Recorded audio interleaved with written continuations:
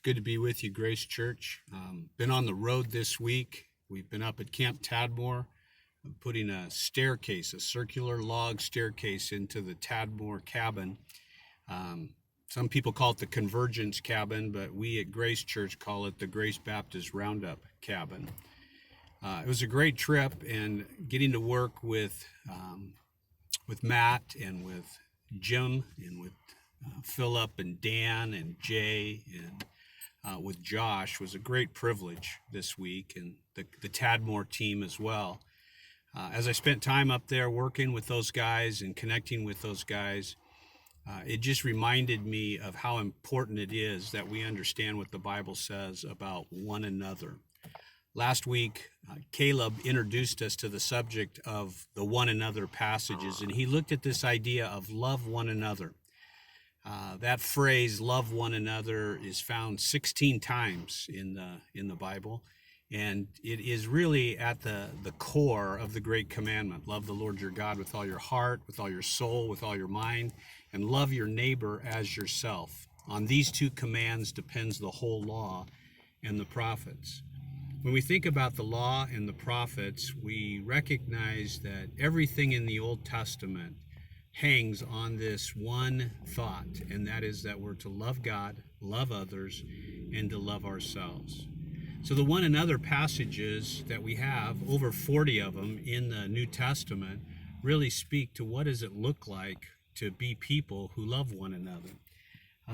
So I'm just going to give you kind of the list of one another thoughts in the Bible, and I just want you to ask yourself, is this the spirit of the way in which we as a church live? Is this the way we post things on the social media? Is it the way we think and talk about our bosses or our family or our neighbors or our government? But anyway, as we think about this from the context of being God's church, let's just try to think through these statements in light of ourselves. The first one is to be devoted to one another. Honor one another above yourself. Live in harmony with one another. Build up one another. Be like-minded towards one another. Accept one another. Admonish one another. Care for one another. Serve one another. Bear one another's burdens. Forgive one another. Be patient with one another. It goes on, it says, speak the truth to one another. Submit to one another. Consider others better than yourself. Look to the interests of one another. Bear with one another. Teach one another. Comfort one another. Encourage one another. Exhort one another.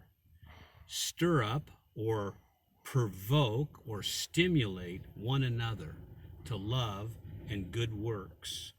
Show hospitality to one another. Employ your gifts that God has given you for the benefit of one another. Clothe yourselves with humility towards one another. Pray for one another. Confess your faults to one another. You know, when you think about it, those are all the positive side of what it means to be a person who loves not only God, but loves others as they love themselves. There's kind of that negative side too, and that is do not lie to one another. Stop passing judgment on one another. Keep yourself from biting and devouring one another, or you'll be destroyed by one another. Let us not become conceited, provoking or envying each other, and don't grumble against one another. So as we think about being the church during this time of great tension, this pandemic that is splitting our nation apart between those who want to move on with life and those who want to continue to stay quarantined for the sake of life. And we realize in the diversity of opinion, in the diversity of the way in which we process all of the crises we go through, let us keep in mind the one another passages so that they can help us to be a people who live in harmony with one another. So just be the church, be a people who practice the one another passages. Have a great week and enjoy one another.